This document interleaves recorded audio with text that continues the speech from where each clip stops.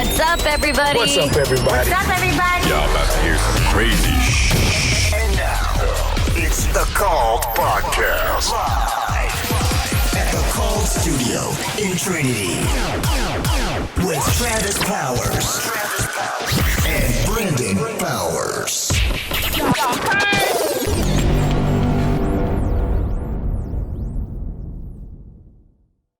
All right, folks, we have Mark Maynor here in the house. How you doing, guys? It's Mark. So Magic. everybody out there, Mark's my stepdad. So that's pretty cool, man. Full disclosure. Yeah, Right. that's pretty cool to have Full Mark up in here. disclosure, I like that. Yeah, because a lot of people say that on YouTube. Full disclosure. I want you to know that Starbucks is giving me this cup to all that kind of stuff. That's true. Hide the trademark. Yeah, exactly. So tell us a little bit about yourself. You got a business that you do jingles, Yeah. but that's not it. No, it's I do a lot of different things. I do jingles, do stuff for radio, parodies, that type of thing, commercials. Also, but my biggest business is cheerleading music. I do remixes for cheerleaders, fitness competitors, that kind of thing. And that's a huge business, really big business. People all over the world. Right. That's not easy stuff to make either. No, it's not easy stuff because you really, you kind of have to learn the sport. You know, Right. besides the production and the music end of it, you got to kind of understand what they want and how things work with them. But it's a big business. It's a fun thing to do. There's some big places or gyms where they do that. They have these huge gymnasiums and all these. I used to work at Sam Ash in Clearwater, and a gentleman came in and he wanted me to make that stuff for him, and I was like, "Oh man, it ain't gonna come out good." I'm just gonna tell you right now. But he was a nice guy, though. He came in quite often, bought some gear off me and all that kind of stuff. So that was cool. I think it's worth saying for Mark, though, because you mentioned or Travis mentioned, that's not easy to do but your story doesn't start with the audio side because you were with the YMCA. Yeah. So I've always wondered that. I mean, I've never actually sat down with you and said, "Hey, Mark, give me your life story." The whole story. Yeah. Man, we talked for a long time, but I always think man, I wonder if Mark just kind of a happy accident because he had so much experience working with personal trainers and clients trying to get in shape and coming up with all these creative ways to get people motivated to work out and, doing the cycling. I wonder if that all It really did. It really did. I was, in my early 20s, I played guitar and drums and bands, and I did, I was the guy on the beach with an acoustic guitar and a duo and that kind of thing. And I was always fascinated by production, but really is just a hobby. Back then, the technology was 4-track cassette recorders, and we thought, wow, this is the thing. We'll never need anything else, And we had computers with actual hard drives inside the computer that were 20 megabytes. I remember my first hard drive, 20 megabytes. I thought I'll never need any more space than that. Yeah, right. Now that's, 2 MP3 files. Right. But so I had a music background, and then years later I got a job at the YMCA. I was a fitness director. I taught aerobics classes, spinning classes, exercise classes, and I did all that. And it kind of everything really with my business happened by accident. So while I was there, the gymnastic director came up to me one day and he said, "Can you make us some gymnastic music?" And I said, "Okay." And so I had to learn a little bit about it. And he said, "What's available, we just really don't like. There's really not a lot of good stuff out there." So I did it for them, and they went off to competition, and I didn't think anything. Came back, and he threw down a bunch of pieces of paper on my desk. And I said, "What's that?" And he said, "Phone numbers."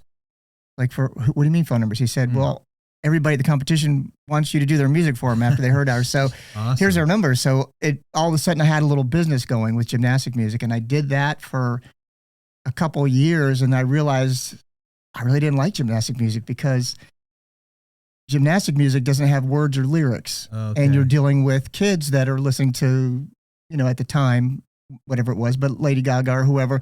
And that's what they want. But when you don't have the singer, the music is really kind of redundant. So it's really kind of hard to get people to understand the music has to dynamically stand on its own for a routine for that part of it. So then cheerleaders approached me, and that's kind of how that happened. I got cheerleaders approaching me. I got ESPN fitness competitors approaching me.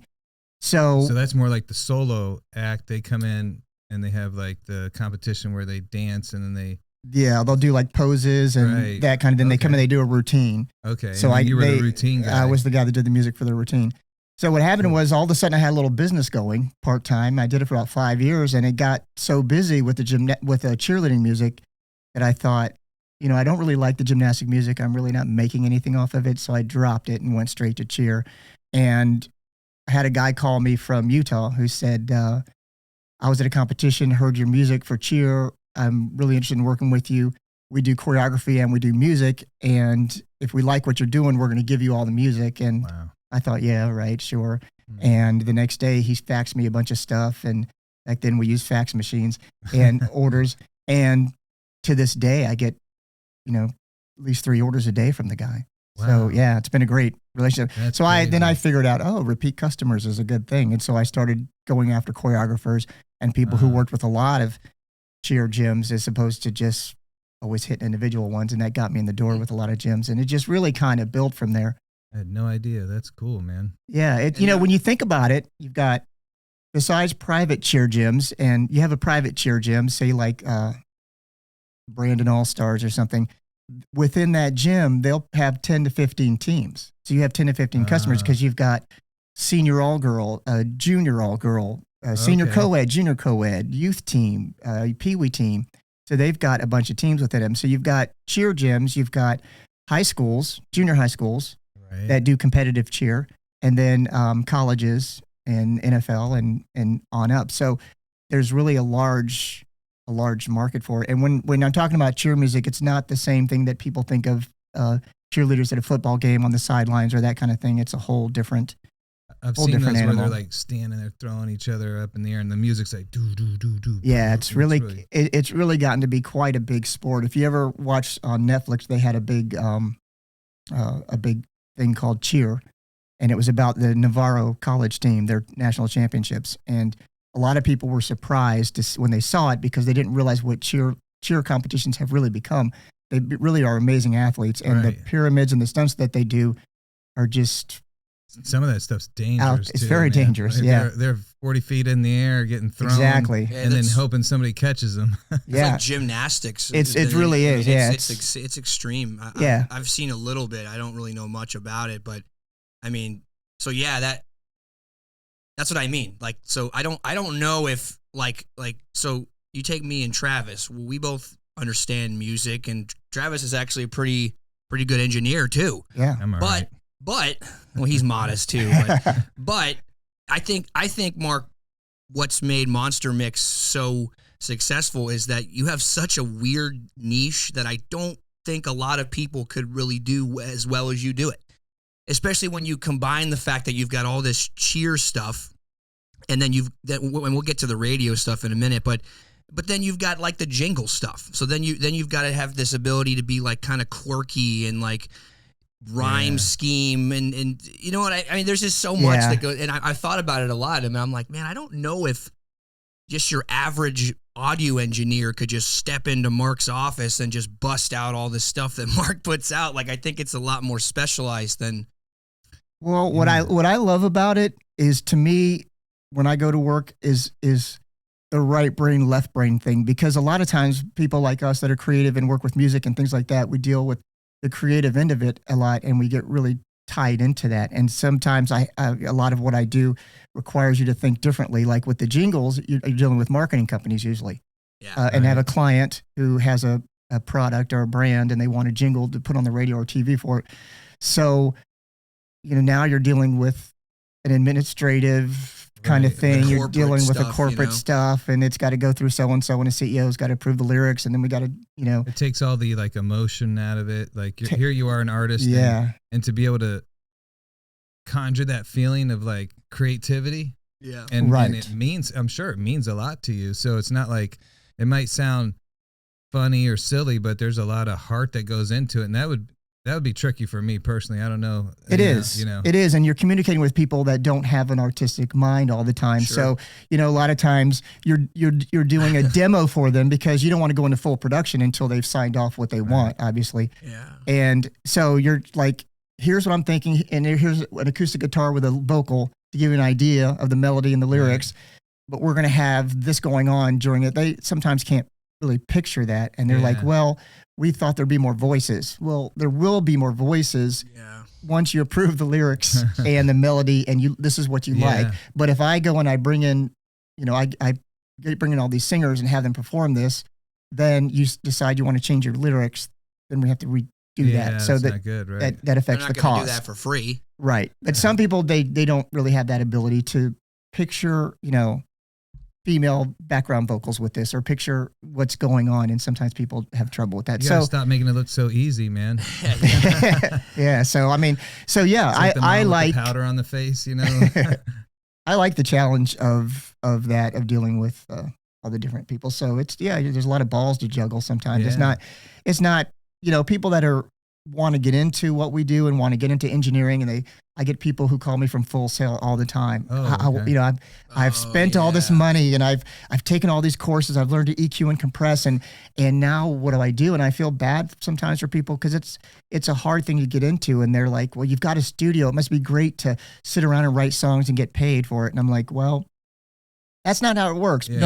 Nobody's going to pay you to sit around and write songs and that kind of thing. You have to find a niche. You have to find a way to, a business that you can do to be able to take what you've learned and turn it into a career. But you got to get out of that. Well, a lot of those kids that from Full Sail, they learn these skills and they pay so much money to learn those skills. A lot of money. Because that's a nice school. It's a great school. But then they end up like an intern under some rapper or some big star, and you got to like put in this work to get there. And then I used to tell people come in all the time to Sam Ash, I'm going to go to Full Sail. And I'm like, that's great. Just, you got to be the person they like to work with. Right. Because some of the, that's I used to call it like a practical side of things. You got probably a lot of people that want to become recording artists, producers, but nobody wants to be like a entertainment lawyer. There's probably a huge market for that. Exactly. Or the lighting person or the or the person who sets the sets up or the stages up or that kind of thing. But and unfortunately, like you mentioned, they're going to be an assistant with someone. They're thinking they're going to go in and they're going to be EQing, for Jay-Z, and I'm going to be compressing vocals but no, you're going to be setting up the song markers where the verses and where the chorus is, and you're going to be loading the tracks into the DAW, and you're going to be getting coffee for people, and you're going to be, all the stuff you're going to skip by. All the stuff they want to skip by. Organizing the files. And and they're, the closest you're going to get to it is, hey, I want you to take all the drum tracks and compress them or to bounce them down to a 2-track for me. And that's going to be as much production as they're going to be doing. So it's quite a leap from that to what they're thinking they're going to be doing. So, so I get calls and I feel bad for people. I get people who want to come in and intern for free just because they're trying to get experience. They're trying to, they're trying to get something started. And if there's any free interns out there, call me. Yeah, exactly. So it's just, it's a lot of people do that, but that's, I'm lucky because I just I didn't intend to do a audio production business with a studio, and really wasn't my initial intention. It just kind of came on to me, and I decided, I'm going to go for this and try to make it a full-time thing.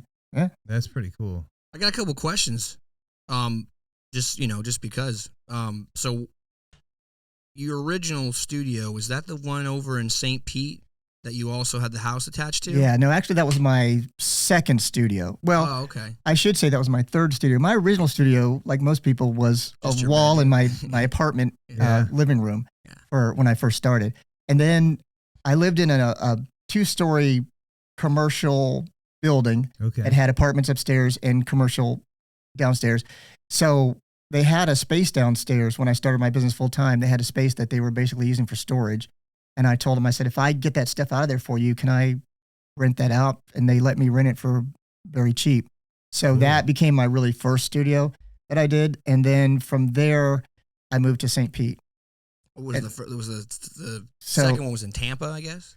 Yeah, originally it was in South Tampa. Okay. Where it was, because that's where I was living. That's where I was, the YMCA, that's where I was working at. So that's kind of where I was. And so I moved that to St. Pete. It was what you first saw. Yeah. And then from there came out to here to Newport Richey. Well, so the only reason I was asking in the first place was does that matter? Like, because I know there's like this, Newport Richie kind of like among St. Pete people and Tampa people, and they're like, oh, where's Newport Richie? Where's that at? What's that? Where, huh? Yeah. So did that affect their business at all? You mean my location being a different? No, not at all. Because fortunately for me, most of my clients are out of state. A lot of my clients I've never met. The guy I told you about in Utah, that I've been working with him now for 21 years, and I met him once. He came to Florida once, and we actually met in person. We talk every day pretty much. But fortunately, the way I'm set up is that people go online and they can place an order, it's set up so they can give me the information I need. I do the work. It's uploaded. They pay. They download it. That kind of thing. So over the years, I've really gotten my website to be very automated and to kind of follow that kind of thing. So I'm not really a location business because I don't do a whole lot of people coming in and singing and rapping and recording. I do some of that when I'm slower, but that's really not what I'm after. So I'm not someone driving down the street going, oh yeah, I need a jingle or I need a cheer mix. That's probably not going to happen. So I actually prefer to be off the main road a little bit and to be, lights. And then you have your different talents that come and do parodies and stuff with you. And so they're probably you don't need to be in Miami to do that. Exactly. And the people I work with, voiceover people and singers and that kind of thing, they're all over the country. Some are in other countries. So they do their own master. They'll send them, they'll send you a master, won't they? Yeah. I mean, I have a pretty good little network going. I've got one of my main parody guys I use for radio. The guy, you've heard his stuff, in North Carolina. He's awesome. He's got an unbelievable ability to mimic singers. And what I do is I'll do a MJ Morning Show or whoever it's for. They'll say, hey, we want this. I'll put together the parody, write it. I'll edit the music down. I'll send him the tracks. Okay. He'll record all the vocals.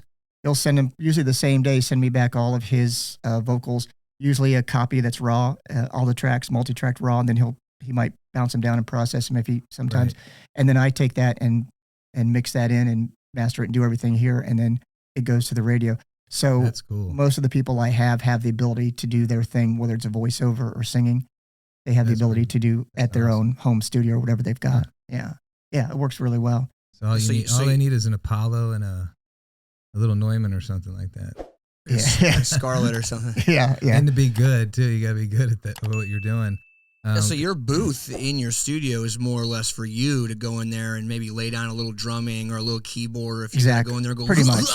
You just record it in your vocal booth and pretty much. But I also wanted the ability, if I do bring someone in to do a voiceover, to do something like that. I wanted to have the ability to do that because, it's like this here. This is much different than if you guys had set up in a bedroom in your house. Right.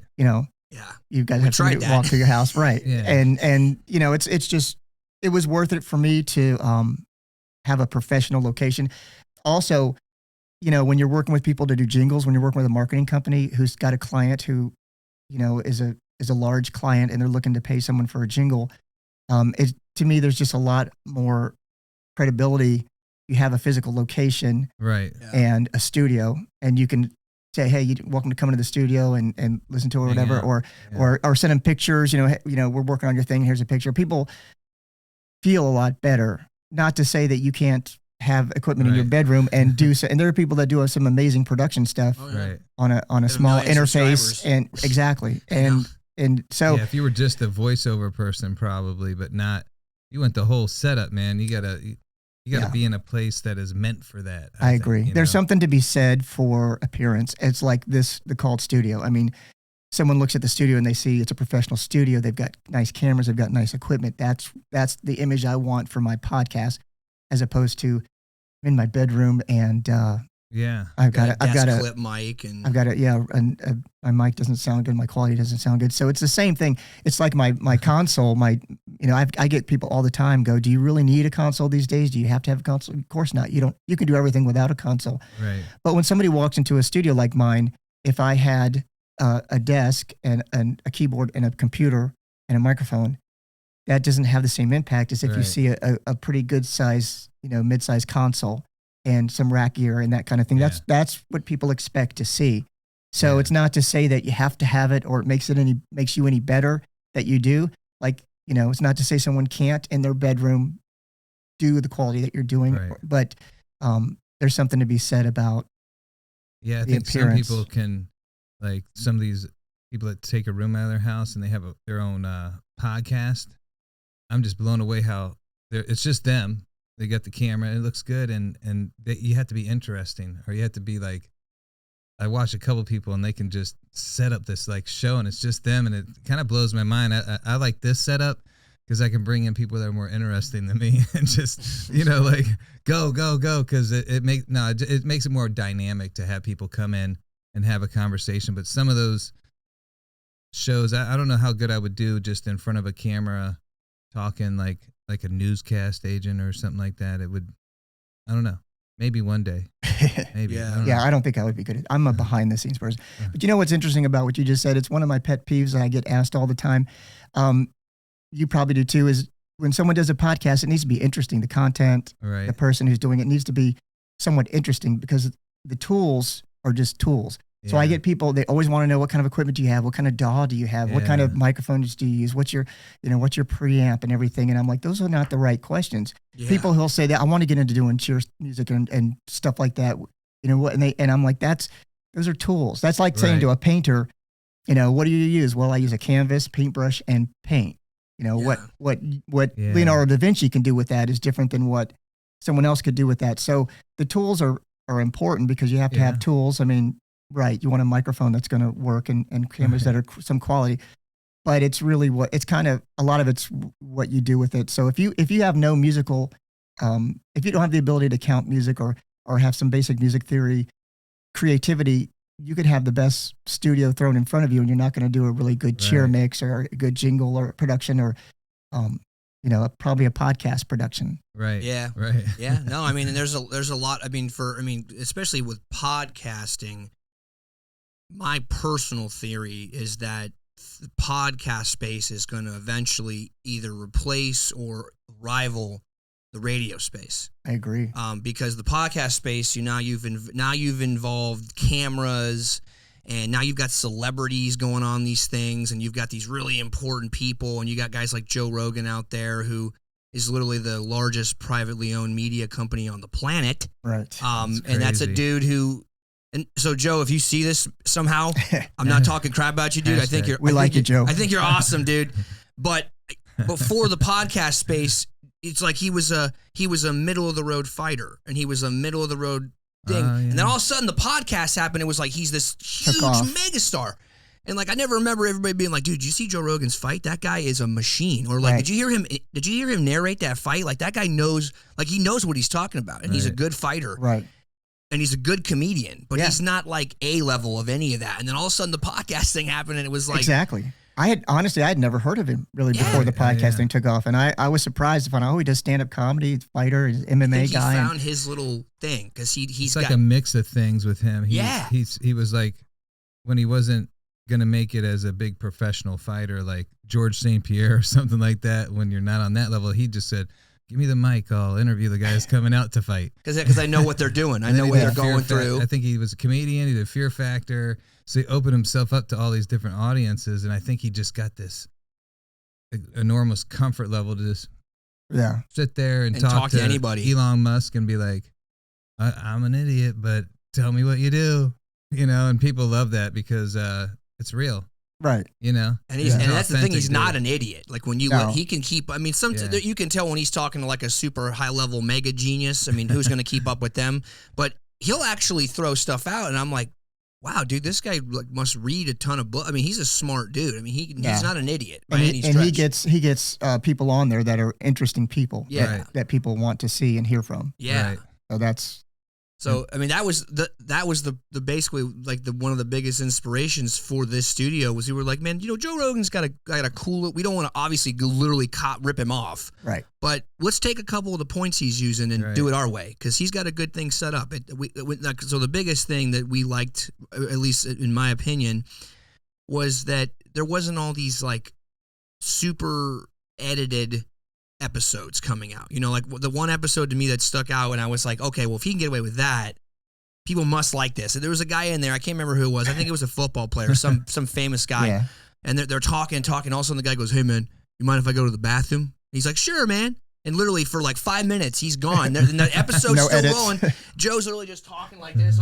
He's talking off. He's drinking a thing of whiskey, and then finally the guy comes back, and they just pick it right back up. But he didn't edit that out, Right. or nothing. And so I was talking to a guy, and I saw this other thing where he goes, "Yeah, man." He goes, "I figured out why Joe Rogan works."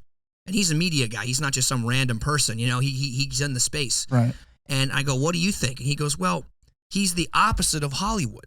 He's as far apart from the, we can't say that on air, or hey, hit the beep button because he just said, the S word." Or people kind of, I think, like the fact that this guy just went full tilt with it. Yeah. It's natural. Yeah, it was just organic and real, and whatever that happened. seems to be happened. the trend to me, I think, and with a lot of podcasts now. It seems Yeah. to be kind of the trend. And It's kind of become like the genre. Yeah, You know? well, I've seen shows where, I'm a big fan of some of the talk radio out there, and these guys have like that, guys. They'll be like they grew into it, and then there's the guys that have like a niche where they're like, hey, the whole time you're talking, they're like this, and I don't know if I could do that for 2 hours. So, and I don't think you could have these 2, 3, 4 hour conversations and play this role the whole time. Like, so what do you say about They might this not be playing event roles, that man. happened right here, Yeah, the morning Q, morning zoo kind of shows, or they're not, those are 30 not around as much. Kinda, flashy and all that. And it'd be kind of weird to talk to somebody like that for hours. Yeah, him just like being this character. But so I want to bring it to another level real quick, and then we'll kind of come back to the Monster Mix business and everything. But so apart from Mark being really interesting and having this really cool business that's super unique, and I've met a ton of people in the audio industry and in the music industry, and I've never met anybody who does what you do. Not one. And I've met people that are like, yeah, I mix music for this radio station, or I get sent audio files, but like you've just got a really cool thing going, very unique. But I want to, because this podcast is kind of like, we like to bring it sort of emotional sometimes too. So, or not emotional, but you know what I mean? Like, just not just surface level, like, how's your business? Or what's your, blah, blah, blah. The niche. Yeah, behind the scenes. Yeah. So like, just to give you an idea of the kind of person that Mark is, so obviously I mentioned in the beginning that he is my stepfather now. Your mom, my mom, you've been married for what, 12 years, 11 years? 11 years. Okay. So I was right. So anyway, I met Mark about, 14 years ago or something like that, a couple years before you got married. And so when I met Mark, it was just my mom and I, and my mother was recently widowed with my brother's father. And I was this high school kid trying to figure out, what the hell am I going to do now? Right. Now I got to help raise my brother, and I don't got a dad figure. What am I going to do here? And then my mom was like, screw men, like for a long time. She was like, I'm just going to deal with my boys and my mom, and that's it. You know how my mom is. Oh, yeah. And I'm like, all right, mom, you're whatever you need to do, And then I remember her coming home a couple of times and being like, man, this guy Mark will not leave me alone.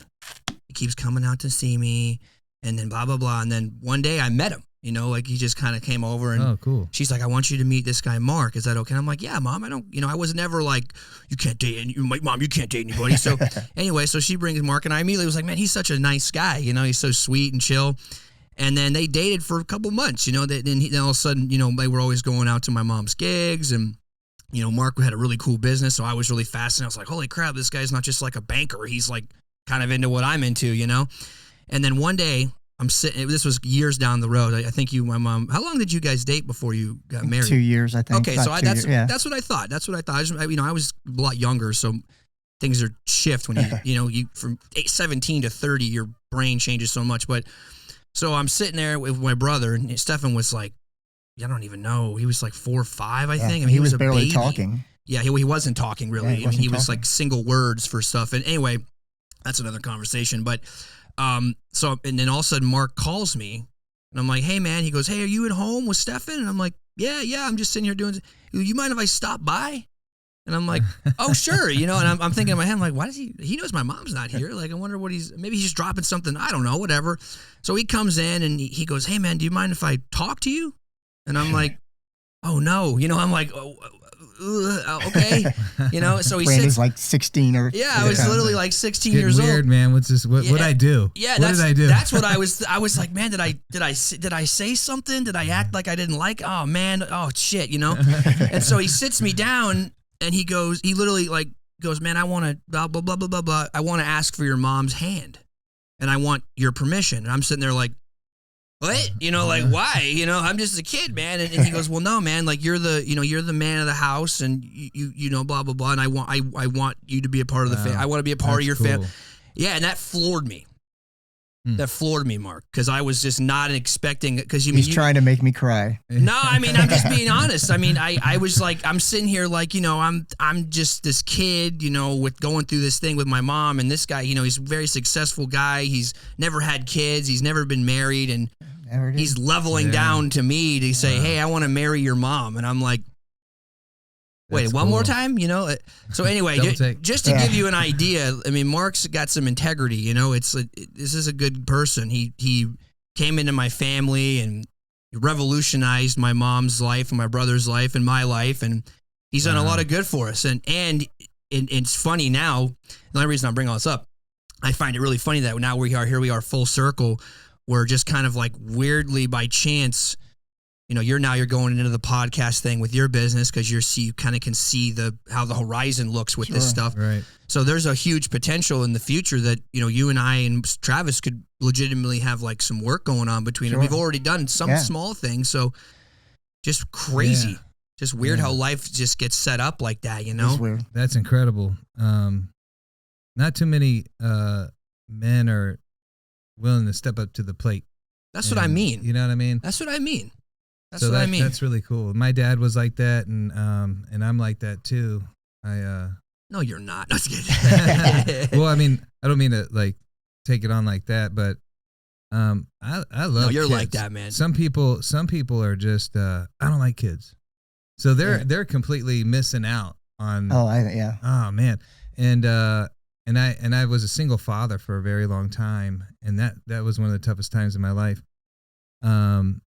I still am a single father, but I have a partner now that's in the same situation, and we have a really good unity, and it's a blended family, and to me it's natural. So I know how you feel. It's like he's more tied and more interested into the relationship bonding than what it looks like on the outside and what kind of person you are for doing it.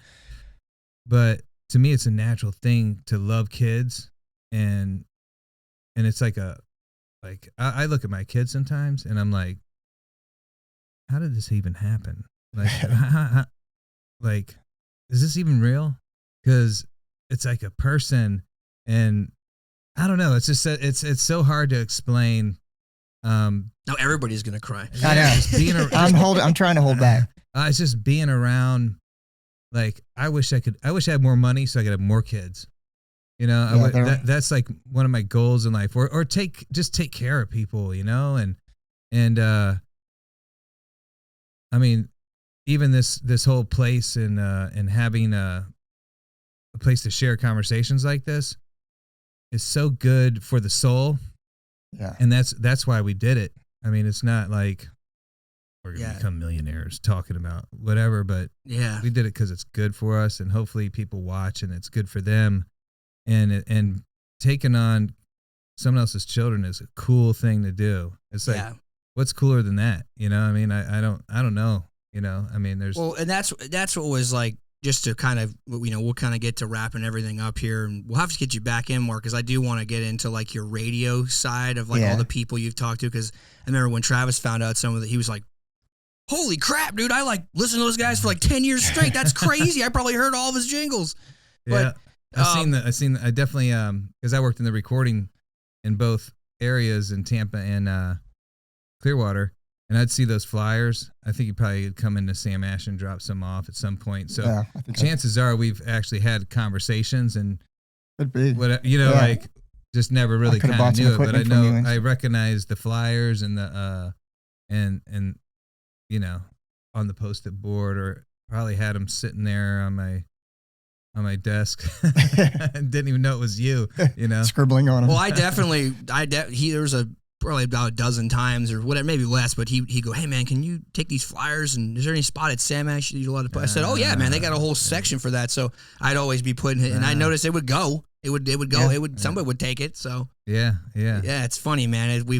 Everybody's been rubbing shoulders for 15 years or whatever, But I do want to say real quick though, it's really nice what you said and everything, but it really works both ways too, because I'm very blessed to have gotten Brandon and Stefan, his younger brother, in my life as well as his mother, because, here he was a 16-year-old kid who has a father who really wasn't around that much and lost his stepfather who raised him, and 16, and here his mother starts dating a guy.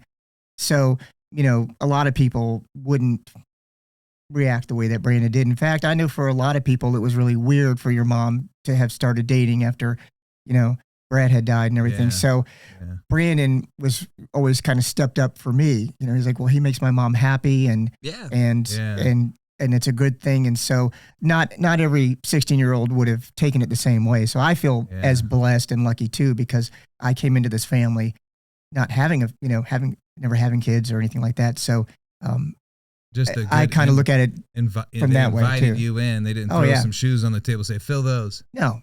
Yeah. Becoming like a competition or something. Well, I guess it just was easy because I could, the intention was there. You know what I mean? Because that's another thing you got to consider is, any man out there hearing this would think, so if my mom was, married to my dad or my father figure died, a lot of men would probably, be out to take advantage of a widow or whatever.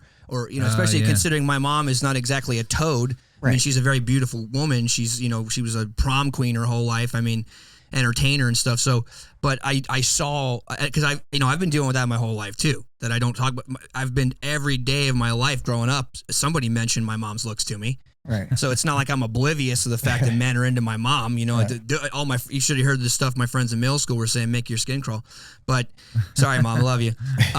But it's like, I could just tell that you were there because you loved my mom and you legitimately cared about me and my brother. I could see it. It wasn't like I was like, man, this guy's just in there because my mom's gorgeous or because blah, blah, blah, or whatever. And I think that's easy to tell. I think it was just, that's cool. Yeah. It was a very easy, blending of really. Yeah. Everything. And even your family, like your mom. And I mean, it's a joke, his mom, she lives out kind of in the rural-ish part of Tampa, and they've got horses and a farm and things. Cool. And so my little brother, being autistic, he says the best stuff ever. He's like the best person in the world. I swear to God, he's the best person in the world. He's awesome. He is. He's like an angel. He really is.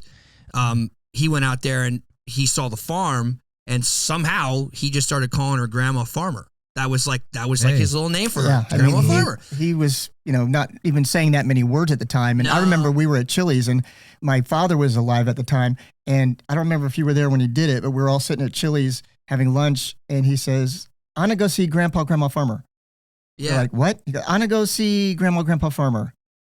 And we're like, and I told your mom, I said, he's talking about my parents. That's cool. He didn't really know their names or know how to say their names, but so he just put it together that they kind of live on a farm. And so, so now your mom is in my phone as Grandma Farmer. That's my point. That's what's so funny about that. That's how much that's where we're at here, guys. Yeah. So.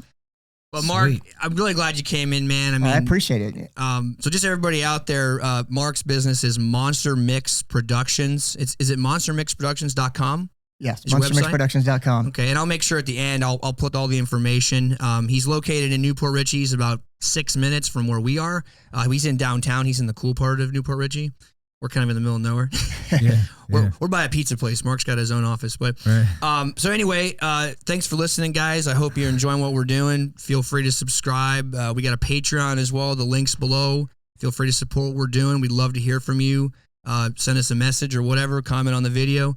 Mark, we'll get you back in, man. I want to get some more of your story. Anytime. I appreciate you guys having me. All right, man. Love you, Mark. Love you too. See you guys. Thanks, buddy. Thank you. Well, that's it for this week's episode. Join us again next time for some more crazy stuff. This is the Call Podcast with Travis Powers and Brandon Powers.